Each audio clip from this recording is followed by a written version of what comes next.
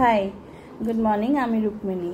আজকে আমার ব্রেকফাস্টে ছিল আলু অ্যান্ড পিস অ্যান্ড পিনাট দিয়ে স্যান্ডউইচ। তো তার জন্য আমি আলুগুলোকে সেদ্ধ করে নিয়েছিলাম, সঙ্গে একটু রসুন থেতো করে নিয়েছিলাম, একটু ভাজা গুঁড়ো মশলা দরকার, একটু মটরশুঁটি দরকার, আর কিছু সেরম দরকার ছিল না।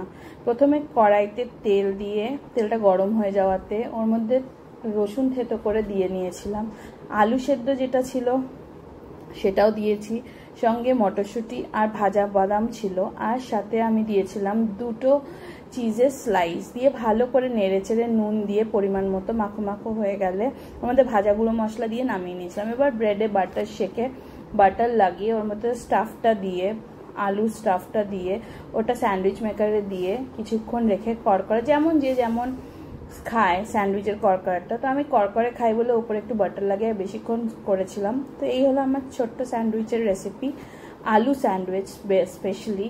তো আমার খুবই ভাল লাগে খেতে নিরামিষের সময়, যখন পেঁয়াজ রসুনে শুধু খাই।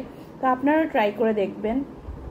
এর আগে আমি এটা শর্টসে আপলোড করেছিলাম, এই ফার্স্ট টাইম আমি ভিডিওতে আপলোড করছি। ভাল লাগলে প্লিজ আমার চ্যানেলটাকে লাইক আর সাবস্ক্রাইব করুন। Thank you.